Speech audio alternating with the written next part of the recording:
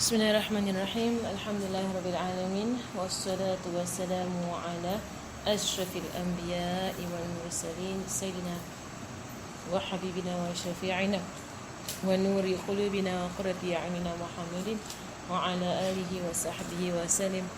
Nawaina ta'alluma wa ta'alim wa tadhakkura wa tazkir wa nafa' wal intifa' wal ifada wal istifada wal hatha ala tamassuki bi kitabillahi wa sunnati rasulih sallallahu alaihi wa alihi wa sahbihi wa sallam wa du'a ila al-huda wa dalalata ala al-khair ibtigha'a wajhillah wa mardatihi wa qurbihi wa thawabihi subhanahu wa ta'ala ma'a lutfin wa afiyatin bi rahmatika ya arhamar rahimin. Allahumma inna nas'aluka ilman ladunni wa mashraba safiyal hani ya wahhab ya ghani. Allahumma inna nas'aluka ilman ladunni wa mashraba safiyal hani ya wahhab ya ghani. Allahumma inna nas'aluka ilman ladunni wa mashraba safiyal hani ya wahhab ya ghani. Wa sallallahu ala sayyidina Muhammadin wa ala alihi wa sahbihi wa sallam. Alhamdulillahi rabbil alamin. Amin amin amin ya rabbil alamin. Alhamdulillah. We'll begin with Imam Al-Haddad's beneficial counsel, the blue book. First, inshallah. Alhamdulillah. Okay. Bismillahirrahmanirrahim. Okay, so we are in the first part, the first set of counsels, right, by Imam Al-Haddad. And the last time round, right, and the first set of counsels, right, is in the first page. I think chapter 1, right? Levels and the fruits of taqwa. Right, if you open to the first, what page is that? 14. Page 14. So we're on page 14, right? Levels and the fruits of taqwa. Right, so the levels and the fruits of taqwa: seeking knowledge, the signs of a sound heart, the means to illuminating the heart, and recommended azkar or recommended zikr, right, for a person to purify their heart. And it's important for us to purify our heart, right? Because why? That's your question. Right? Why is it important to purify our heart? What does it mean to purify your heart?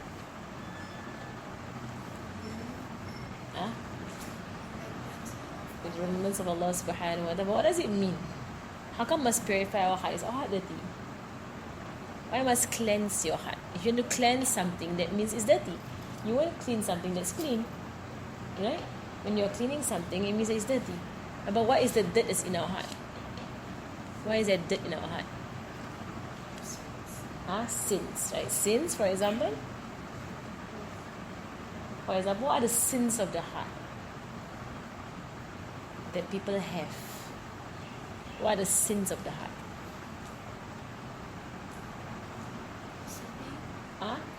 Gossiping. Gossiping sins of the tongue. But gossiping comes from a sin of the heart. Something in the heart makes people gossip.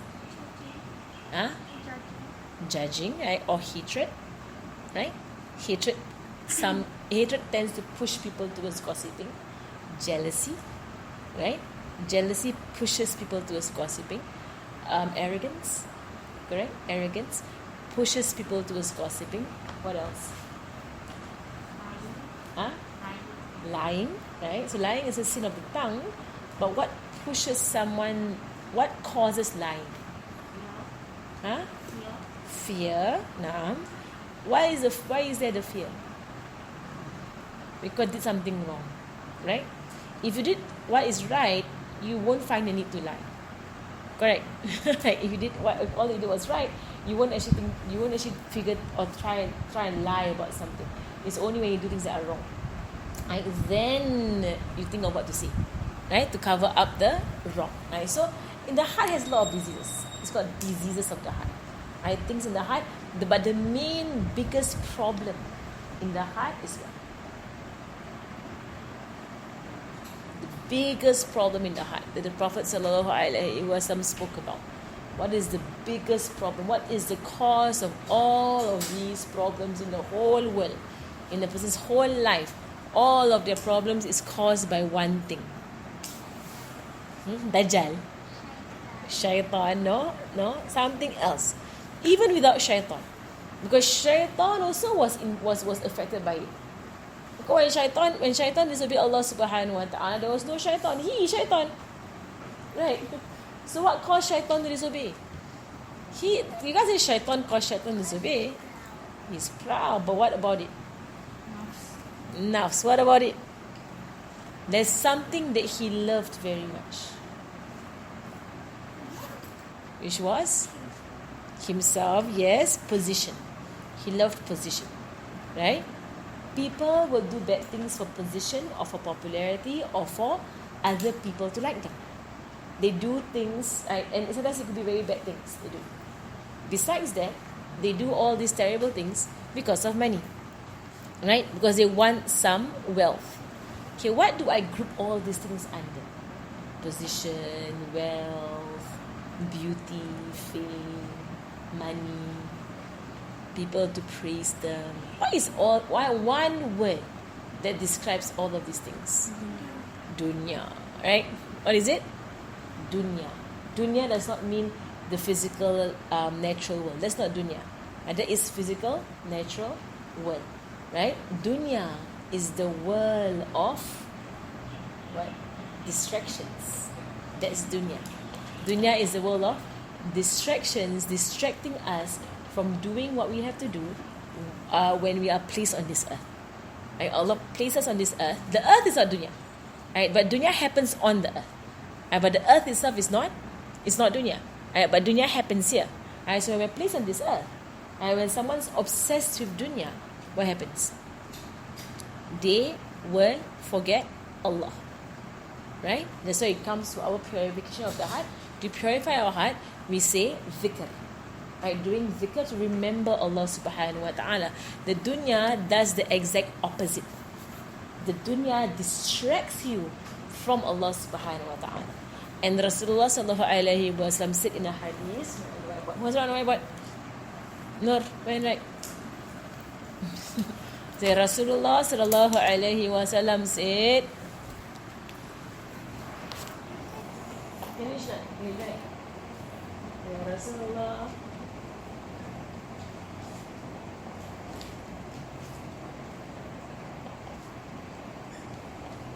said, love of the world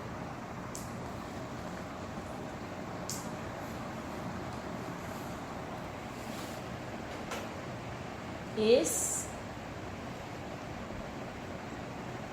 the source. S-O-U-R-C, is the source of every wrong action.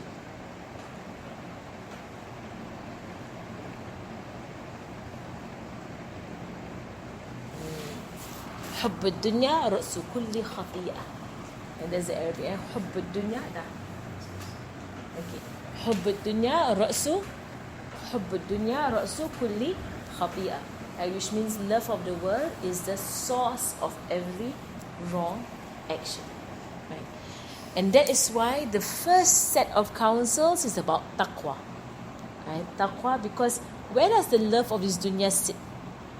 Sits where? In the human being. It's in your heart, yeah. It's in your heart. And how do you know that you have love of this dunya? What is the best time to test yourself whether you have love of the dunya? When you pray.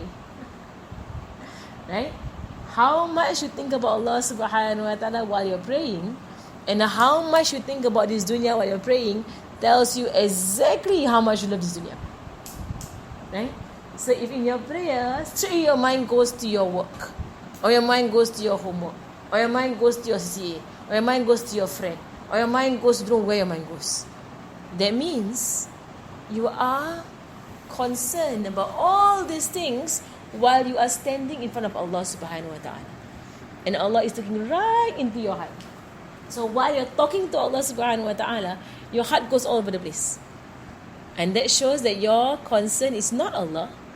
Your concern is everything else. Can you imagine you go up to a king, and while talking to the king, you use your phone, or you look at the ceiling, you look all over the place, at the window, you look there, right? You look around. Sure, the king do what? Get this person out of my courtroom, right? The king will chase you out and get lost, go away. Like, why are you so rude? Like, come in front of me and then don't even know how to look at the king.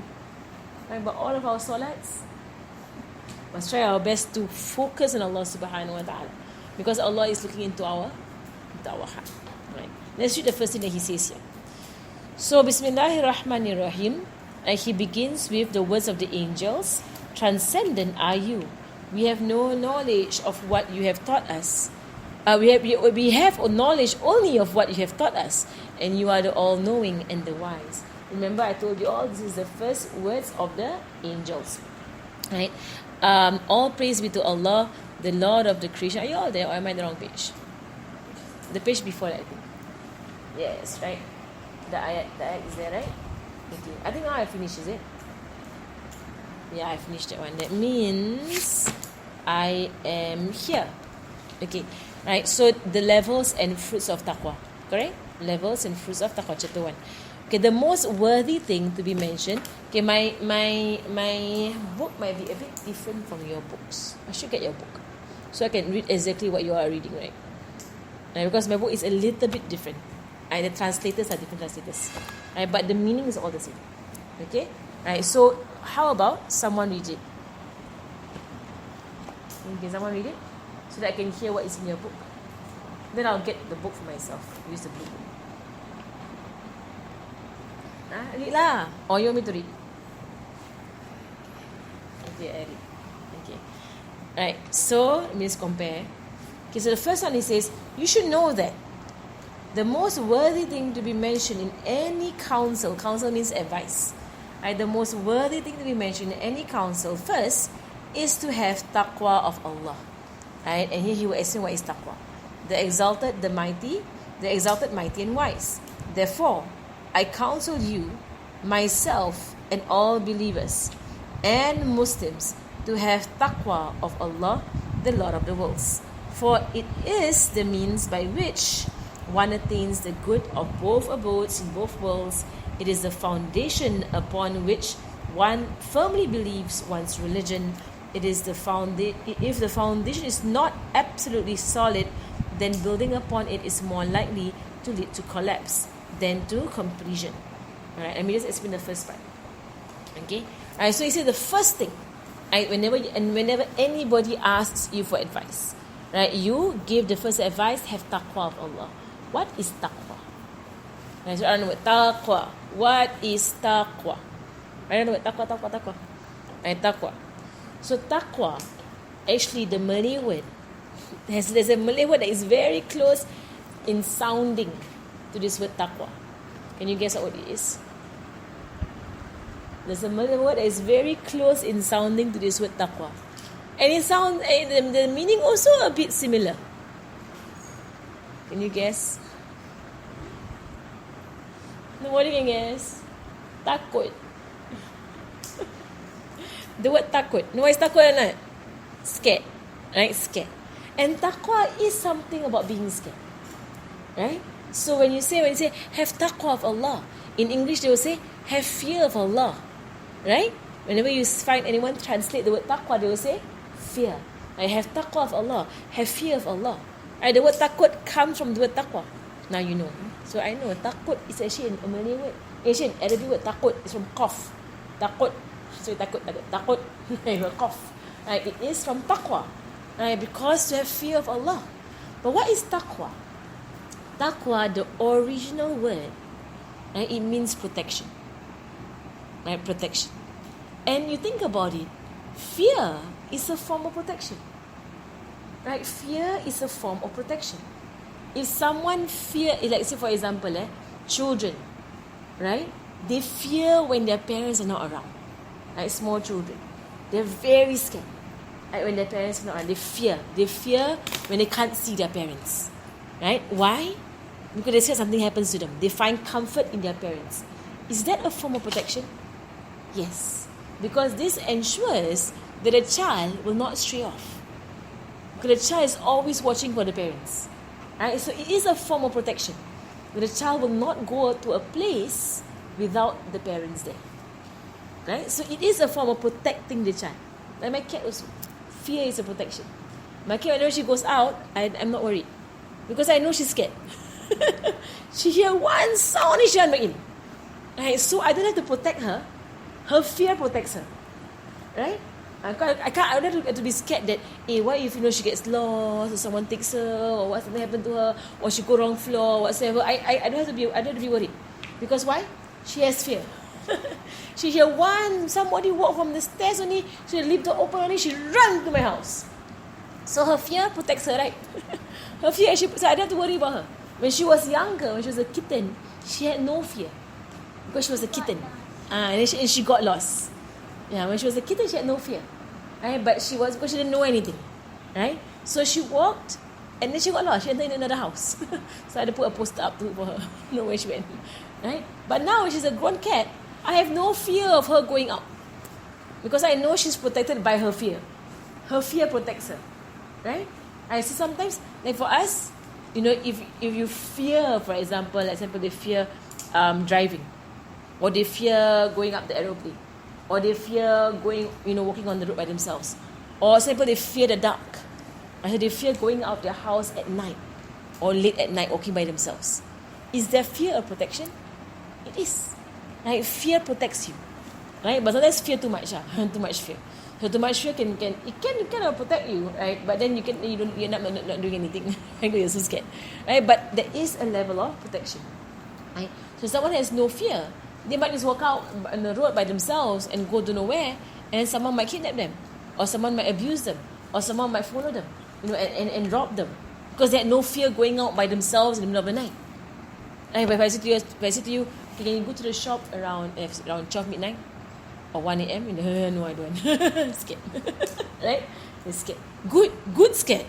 There are drunken people around on the road, drunk men lah, don't know what lah, right?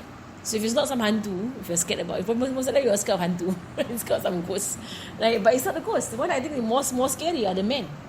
And there are random men walking around the road. That's more scary than some hantu that might follow you. And this hantu or ghost, you say, Ayatul Kursi, run away. Right? Men, Ayatul Kursi them. And she works also. Ayatul Kursi does work on men as well. Right? But if you let's say, tell the story of the woman and Ayatul Kursi. I think you know the story of the woman and Ayatul Kursi. The woman, there was a story of a woman. She was walking down an alley, and there was a man at the end of the alley. True story.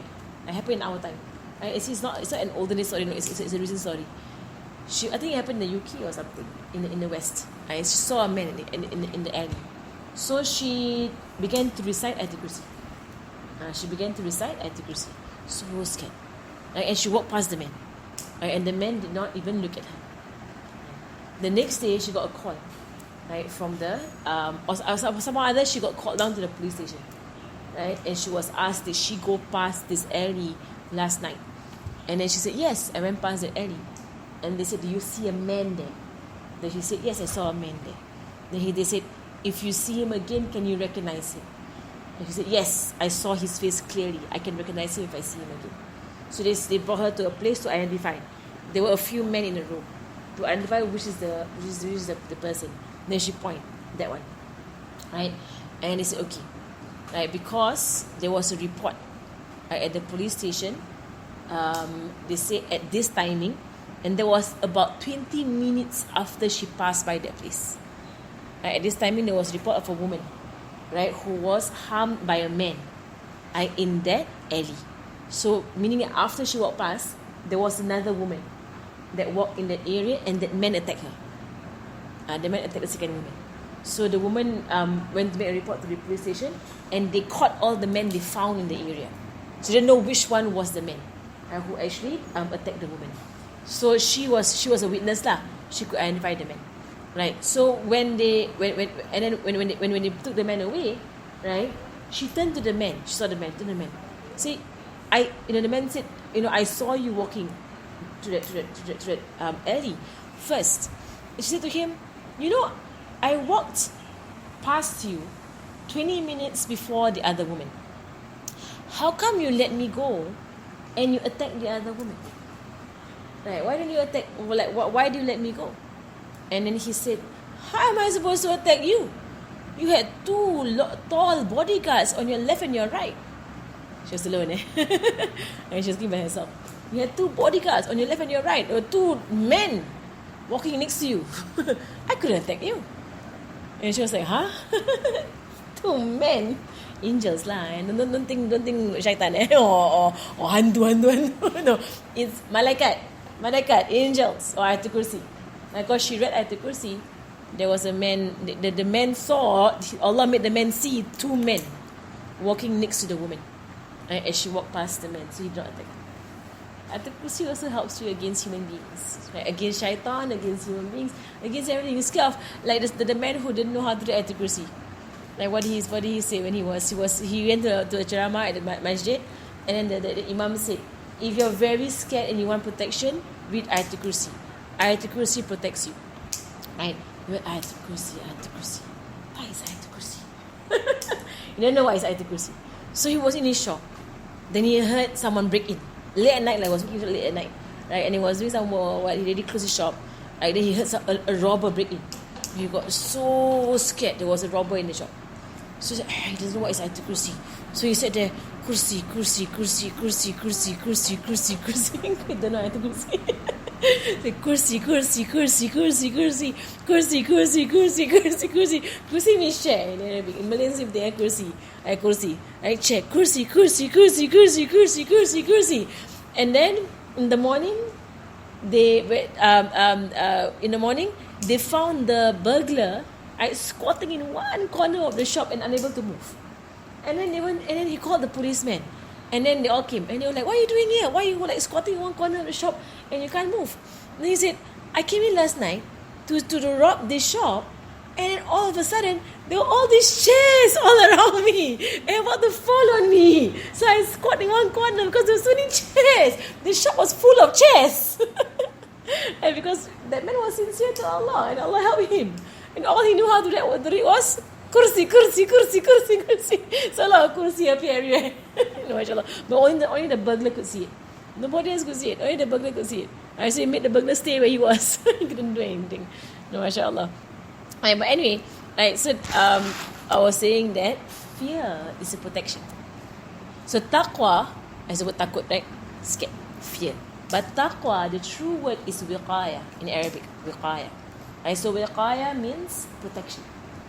Right. So when someone has taqwa, they are protected. They are protected from what?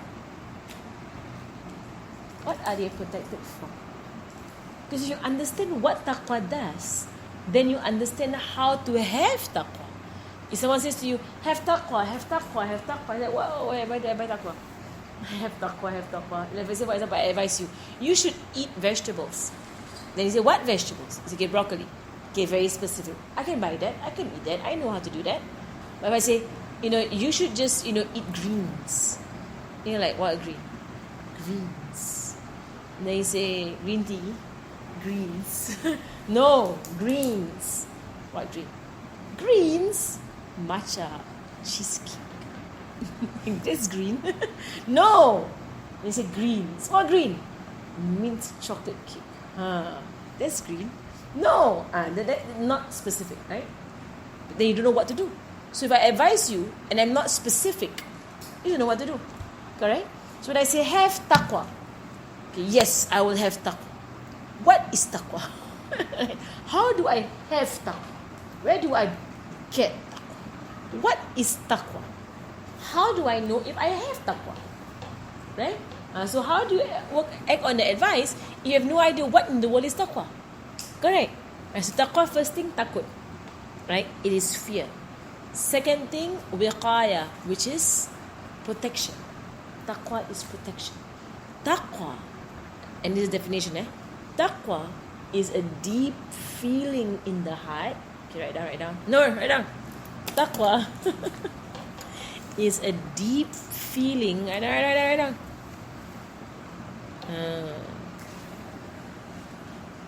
Taqwa. So number one, taqwa, takut, scared. Number two, taqwa, protection. Number three, taqwa, all definition of taqwa. Okay, 1, 2, 3. 1, 2, 3. Fear. Now, 2, protection.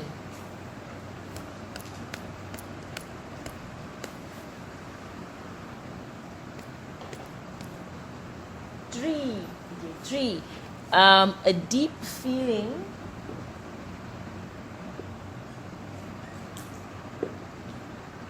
in the heart,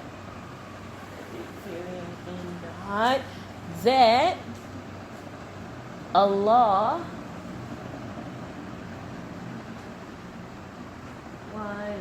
small. Tak apalah. Yeah, smaller than you. Everybody got the whiteboard sebesar-besar tau whiteboard dia. Allah is always watching you. Right? Besar. Very well done, teacher. So this is how teachers write. Right?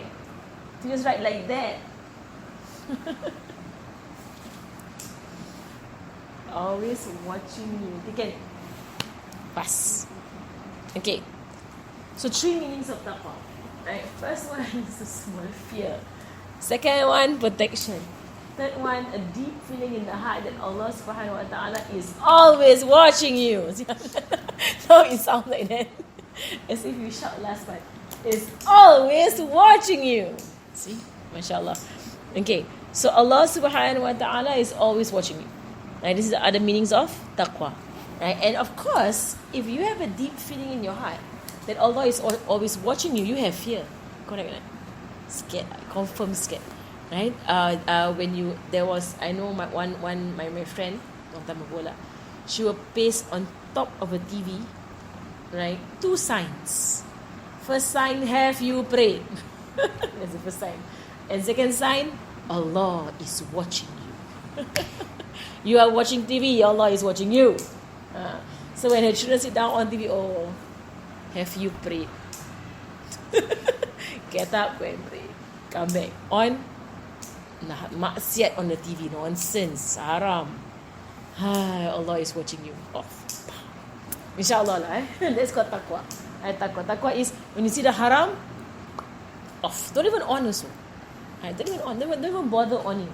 I think almost every single thing on TV right now is just haram.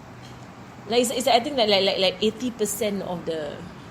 Sometimes that when I was young, like my cousins, some of my friends, they will say they watch a show. Then when the haram parts comes on, the mother appears. Do you want to notice that? When the haram appears, the mother appears. Why are you watching? Off. Right. And the fact of the matter is, it's not that whenever the haram appears, the mother appears. The fact is that everywhere got haram. The haram is all over the place. So it's not that it so happened that your mother only appear when the haram appear. Right? But there's a haram all over the place. So whenever she appears, there's haram somewhere there. Right? Already just how they dress in TV is really enough, right, for you to not on the TV. And how they dress. So may Allah protect us. Okay. And so this is taqwa. So the most worthy thing to be mentioned first in any advice is to have taqwa of Allah, the exalted, mighty and wise. Therefore, I counsel you, myself and all the believers, to have taqwa of Allah, the Lord of the worlds. I'm just reading from my book. It's a bit the same as your book. For it is the means by which one attains the good in both abodes.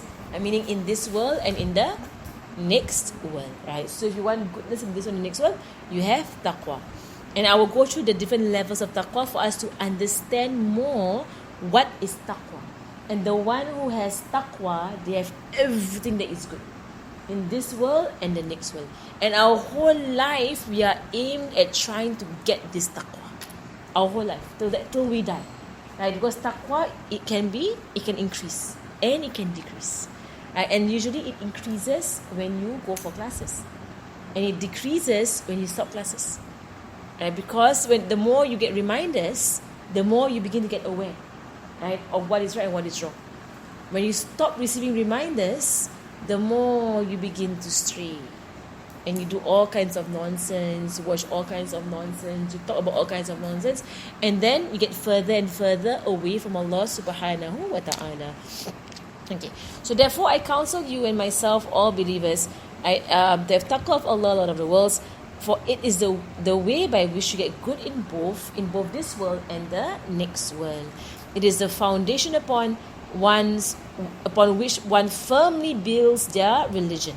Right? So your whole Islam is built on this taqwa.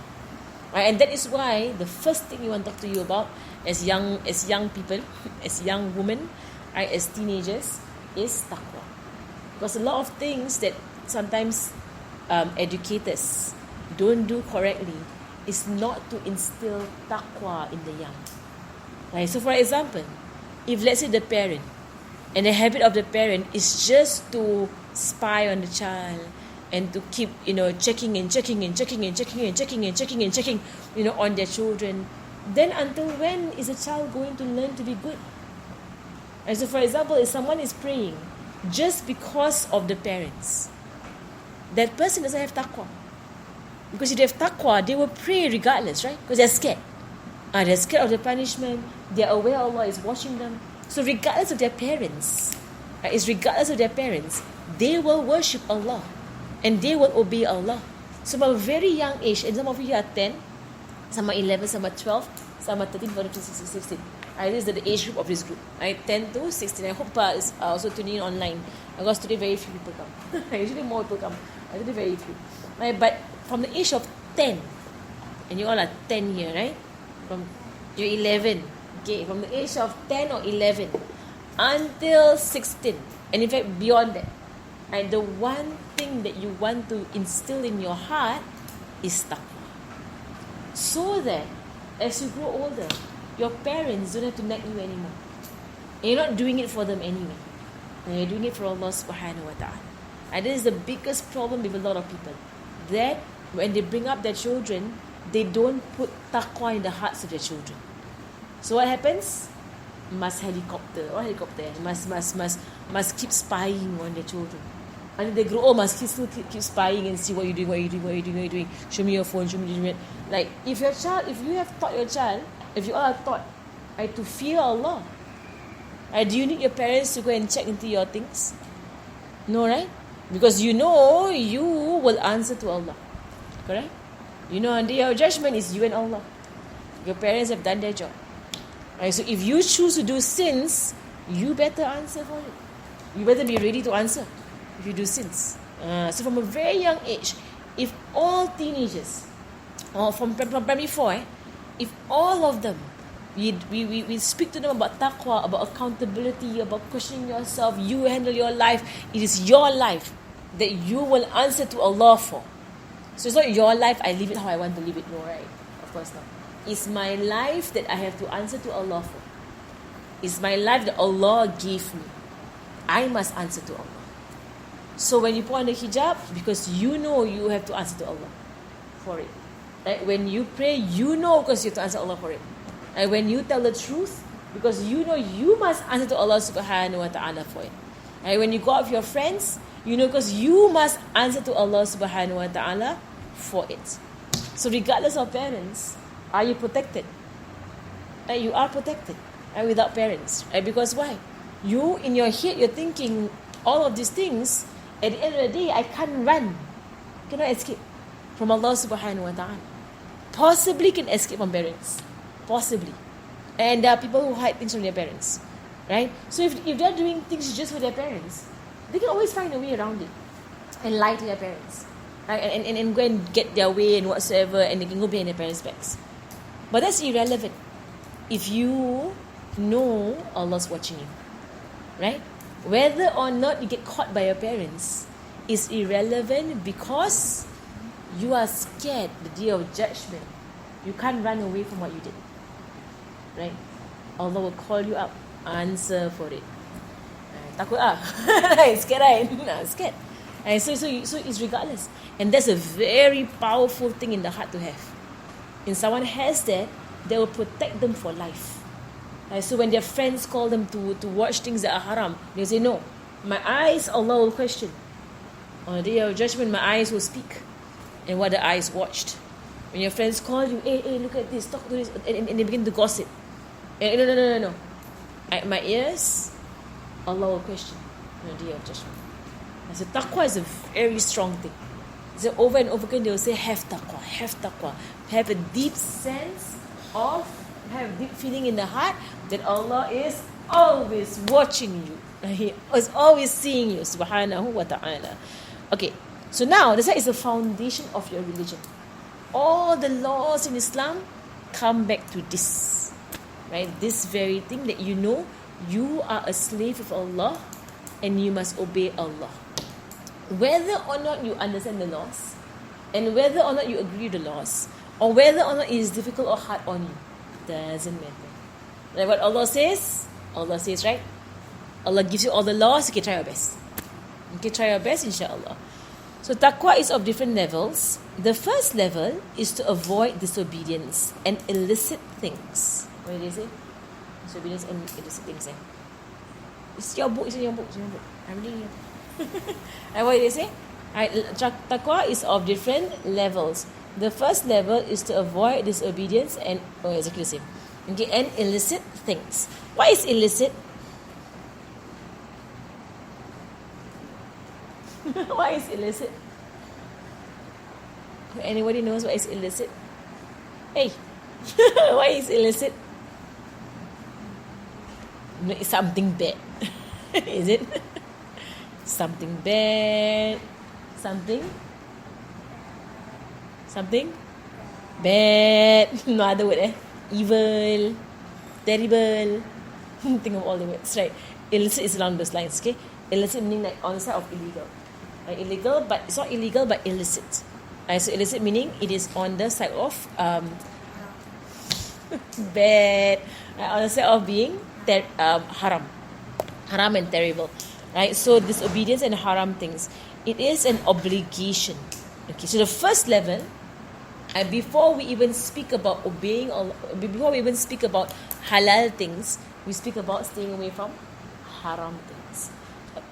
A person who only does the minimum wajib and they spend their whole life trying their very best not to do any haram, right, is better than someone who does all the wajib and the sunnah, but they are happy doing some haram. They're actually happy doing some haram in their life. So the one who does only minimum wajib but stays away from all the haram is better than the one who does wajib and sunnah but happily does haram as well. They mix the whole thing up. Wajib, sunnah, haram, all do. Everything also do. Right? So the one who does minimum wajib and stays away from haram is better. Why? Because disobeying Allah subhanahu wa ta'ala is a terrible thing. Right? And Sayyidina Ali says, don't talk about the sin being big or small. Don't say small sin, big sin. Don't say that. Think of the one that you are disobeying. Is he great? Right? So you think about it, right? The greater someone is, the more terrible the disobedience. Right? So for example, if you are in school, okay, and there's some litter on the floor. Let's give you an example in school, right? Litter on the floor. The monitor of your class, or maybe you throw some litter on the floor. Okay, you're in school, you throw some litter on the floor. Your class monitor comes. Hey, pick it up. Your class monitor is your age, your classmate, you don't care. so you throw something on the floor, give it, okay, terrible, not you all, okay, I say somebody, okay? Okay, this person, right? This person in classroom. Eat something, throw on the floor. Throw it on the floor. The monitor comes, say, hey, pick it up. Don't want, ignore. Right? Ignore the monitor. Teacher comes in. Pick it up. Right? Ignore. Which is the worst ignore? Ignoring monitor or ignoring teacher? Ignoring teacher. The action is the same one. Throw litter. Same action, right? But the first one is, same age, my friend in class. I can ignore him. Teacher come in. Hey, pick it up. Ignore teacher. Is that more serious? More serious. If principal come in, hey, pick it up. Ignore principal. Asking for it, right? Right. Hey, but the sin is the same what? Throw litter what? Same sin what? How come ignore monitor is different from ignore teacher, is different from ignore principal? Because the one that you are disobeying has a higher level. Correct? Can you imagine? Right?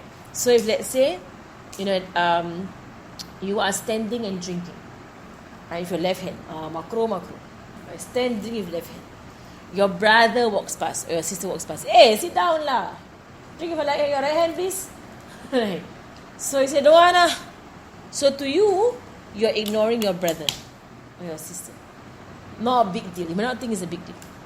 If he says, the Prophet says, bring in who? Authority, name, Prophet, Nabi Muhammad Sallallahu Alaihi Wasallam does not like people drinking with their left hand and standing up.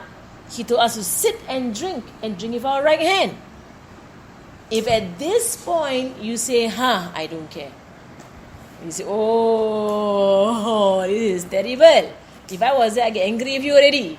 What? You don't care what the Prophet ﷺ said? Are you crazy? I will get angry. But if you ignore your brother, it's one thing, right? So if you are sitting down, drinking with your right hand, and your brother was like, hey, don't use my mug, use your own mug. His own preference. Like, why you use my mug? So mug anybody can use what? Look at your mug. Right. So you might ignore your brother. Okay? And it's not haram, right? It's not his mug. Just claim it is his. You might say that. Right? So you won't say like it's a terrible thing to do. Okay? But if let's say you did steal something, then it falls in the haram. Okay? So disobedience has two parts. The sin itself is terrible, right? And the one you're sinning against is a great one. You see the difference? Right? So all things that Allah has made haram, all makruh. And makruh comes from the Prophet Sallallahu Alaihi Wasallam. Right? He will say disliked. Right? It's makruh to do that. Right? So the one that you are going against is Allah and His Prophet, which makes it terrible. Right? Terrible. So, for example, what do people call small sins? Is there such thing as a small sin? What's an example of small sin? People say, dosa kecil. What is a small sin? Example. Kill ant. Is kill ant sin? Okay, if the ant is not bothering you, it's a sin. If the ant is not bothering you, you're in the park and you see one ant walking on the railing. It's a black ant, not disturbing anybody at all. You go there, you follow the ant, disturb the ant. The ant did not disturb you at all. Is that a sin? Sinful. You cannot. Accident, never mind. Accident in Islam, there is no sin. So even if you kill like a big animal accidentally, even if you kill a human being accidentally, there's no sin. Like you accidentally kill, for example, if you accidentally kill a human being, there are people who accidentally kill people. Hey, it's a documentary online. I saw that they interviewed people who accidentally run over their own children or grandchildren. Because you know when people drive a big jeep, right, or a big high vehicle, right, you can't see a child at the back. If you reverse onto a child dies because hit the head. Because they're too short. So the day I saw this interview of parents and grandparents who ran over their own children and grandchildren in the driveway. Not even on the road, no. So there was one grandmother, she was so traumatized. And then she went out of her house, she went to go and drive out the jeep, right, to bring her grandkids to the playground. She didn't realize that one of her grandchildren ran after her. She did not realize. So when she got into the driver's seat, the small grandchild was 4 years old, ran behind the jeep.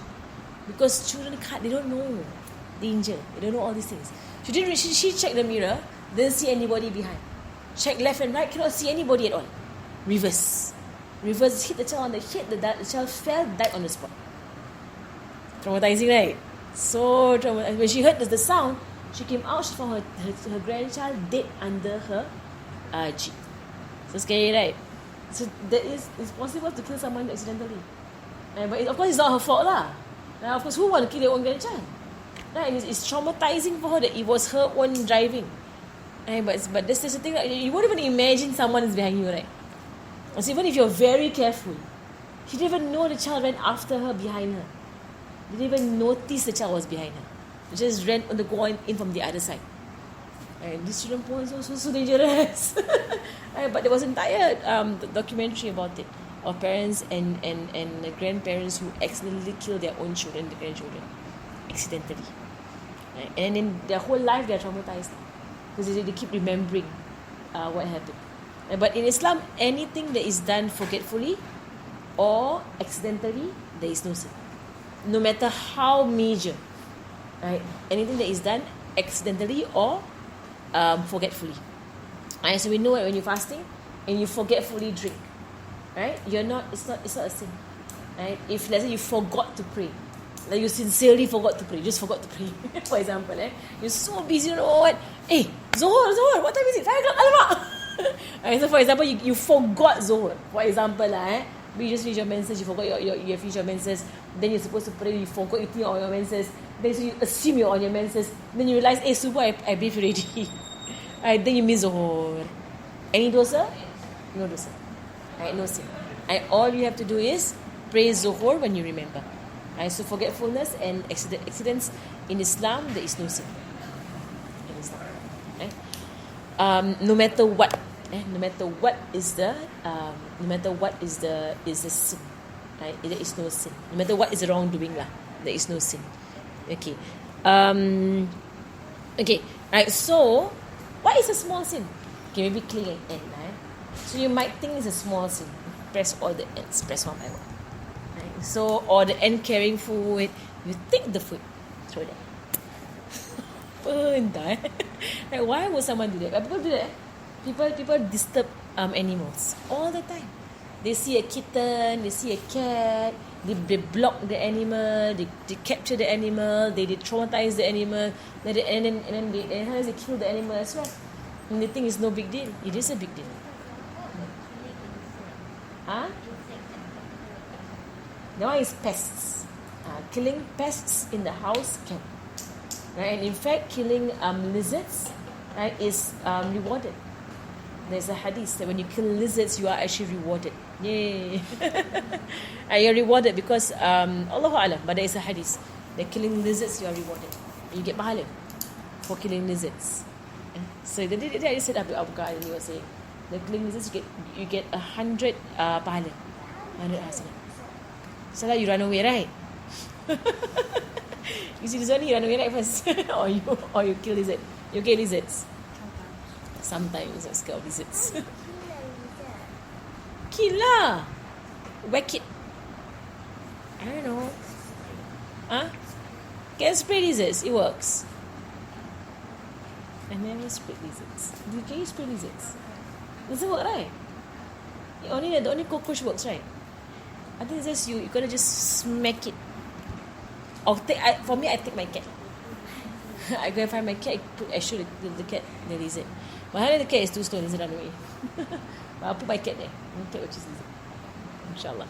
Okay, so the first thing is to stay away from disobedience. Alright? And to really be wary of disobedience. Never take sins lightly. You all know the story of Bursisa. You know the story of Bursisa, no? You ever heard the story of Bursisa? Okay, Bursisa is a man, right, who lived. It's a story told by Nabi Muhammad sallallahu alaihi wasallam.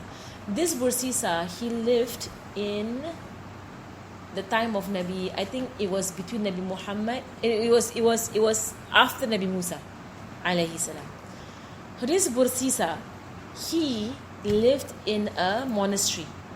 Right? So he's someone who's dedicated and devoted to Allah subhanahu wa ta'ala. He worshipped Allah the whole day and the whole night. Like he's not interested in anything else. So he will worship the entire time. So Bursisa, in that village, right? So he's known for his obedience and his piety to Allah subhanahu wa ta'ala. He does not sin at all, this Bursisa. So one day, 3 brothers, right, wanted to go and fight jihad. Like go and fight in the way of Allah subhanahu wa ta'ala. They had one sister, right? They lived together with them in the house. And so 4 of them. So they went to Bursisa, in his worship place. And they said, oh Bursisa, 3 of us, we are going to fight in the way of Allah subhanahu wa ta'ala. Can we trust you to bring food to our sister every day? Just leave the food outside the door, right? And then and she will know to take the food in, to bring the food in, because we need someone after our sister. But just have to bring food to her only. That's all. Don't talk to her, to interact with her, nothing. Just bring food to her. So at first Bursisa said, no, haram, girl, woman, cannot. He rejected. No, cannot. I can't help her. No, I cannot. Impossible. Like, go away.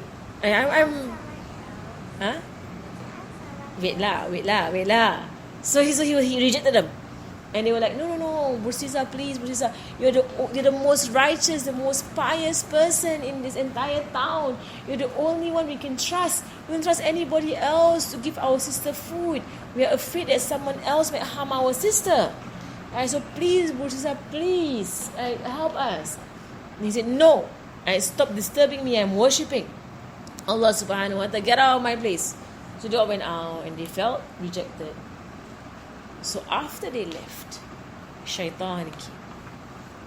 And Shaitan began to whisper. And Shaitan said, oh, Bursisa, they are right, you know. You are the most pious person in this town. Oh, Shaitan. See the whisper? Right.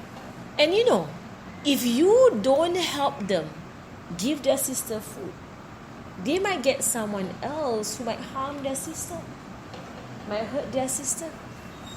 And you're responsible for it. Because you are the most trustworthy person in this town. If you don't do it, something bad will happen to that woman, their sister. And you are responsible. Because you refuse to help. So Shaitan, this is how he whisper. Makes sense, right? You think Shaitan is stupid, is it? No, Shaitan he makes sense. When he whispers, he will convince you. So he will make so much sense. Why you have to lie, why you have to do this, why you have to do that. He will convince you why you must do that. And he knows his game, Shaitan. He's been on this since Nabi Adam's time. So he's a pro at whispering. Nabi Adam's time he can do already. So Bursisa was convinced by Shaitan. So he thought, okay lah, it's true, you know, it's true. If I don't accept this from them and I don't help them, they get someone else. And someone else will harm their sister. So better I am in charge. And at least no one will harm their sister. So he went to the boys, to the three young men. And he said to them, okay, you know what? I agree. Okay? I will feed your sister. But I don't want to be distracted from my worship. Okay? So, I will prepare the food and I'll put it outside my place of worship. She must come and take it. I won't send it. She must come and take it from my door. Okay? Because I don't want to waste my time going to someone's house and giving them food. She come and take it. So the brother said, okay, anything. We're happy that you're going to help us. Okay, anything. Okay, fine, sure. Okay. So the men left. The brothers left. Right. So the first day, Bursisa put the food outside his house. Right. By the night, by the afternoon, he looked out. The food was not there anymore. So that means the sister came and take the food lah. A few days passed, and Shaitan came again. Don't trust Shaitan. But Shaitan came again. Say, Bursisa, what lah you? Put the food outside your house and you make this young woman walk through the streets from her house to your house to get the food. What if someone saw her, right? And someone attack her or harm her? It's your fault if that happens. Why can't you just take a few steps and send the food to her house? Don't make her come to your house. Makes sense, right, Shaitan? Shaitan makes sense. Shaitan actually has a point. Right? He actually has a point. So Bursa listened to Shaitan. No, Shaitan's whispering, eh? So the next day, early in the morning, he took the food and went to the woman's house. And he put the food outside her house. Then he left. Didn't see her, didn't say anything, left the food there, and then he ran away back to his place. So a few days happened. He'll go there, put the food there, and run away. I go back to his house. He's so scared that he wastes his time not worshipping. Then Shaitan comes again. Oh, Shaitan has steps. Don't think he one shot made people sin. He goes step by step by step. Shaitan came again. Bursisa, why don't you wait for a while and make sure that she takes the food? For all you know, someone else takes the food. Right? Just stand behind the wall and make sure she opens the door and she takes the food. Just wait for a while. So, true. True. So now Brusa goes, puts the food, he goes back, he hides behind the wall and he looks. Does she take the food? So after a while, the door opened and the sister came and she took the food. And Brusa looked. And after a few days of doing this, Shaitan comes again. While he was looking at to see if the girl take the food, Shaitan came again. Brusa, I think she's lonely. Go and talk to her. See how Shaitan works? Go and talk to her. Ask her how she is. Is she okay? Right? Is she lonely without her brothers around? Go and just talk by the door only. Just talk by the door only. Don't have to go in or whatsoever. Just talk by the door only. True. So go, wait, put the food there, wait. The girl open. Assalamualaikum. Waalaikumsalam. How are you? I'm okay. Are you okay? Is the food okay for you? So he began to make small talk. Okay, next I continue. Sorry, what happened to Bursisa? What happened to Bursisa? This is called khutuwat shaitan. It's called the steps of shaitan. Bursisa has a bad death. He actually ends up in a very bad death. He dies in a terrible way. And he's of the people of the hellfire. He eventually goes to the hellfire. Right? But because from someone who's worshipping Allah all the time to someone who is in the hellfire, what happened? And that is because, first and foremost, listen to shaitan, and secondly, belittle small sins. And he thinks it's a small sin to go there, talk to her. After a while, what? Like her. After a while, what? Right, so all the small sins. Eventually, he does kill her. He ends up killing her. Why? Why did he kill her? And later on, as the story comes, right, he eventually kills her. And then he buries her. He hides her body. And then the brothers come back. And then the brothers couldn't find their sister. Then he said to them that, she fell sick and died. And then he showed them a fake grave. But the real grave is actually in his house. Right? So then Shaitan came to the brothers in their dreams and told the brothers what happened. All three brothers knew what happened. And then the brothers went to go and confront Bursisa, right? And Shaitan even in the dream told them where is the grave. They dug the grave and they found their sister dead there in Bursisa's house. The story comes. How did it happen? Right? He killed her and then he hid her in his house. He dig that is old time. What old time is not how floor. That floor is sand. And then the story lah why he killed her. There's a story why he killed her, and then eventually they report him to the judge. The judge judged on him that he will be hanged. Right. So when he was about to be hanged, to be killed, right, to be executed because he killed someone, right? Shaitan came to him again last time, and Shaitan manifested in front of him. He saw Shaitan, and Shaitan said, "Bursisa, I got you into this mess. I can get you out of it." Trust Shaitan. And he says, "Whatever, teach me, tell me what to do." Then Shaitan said, "Bow to me."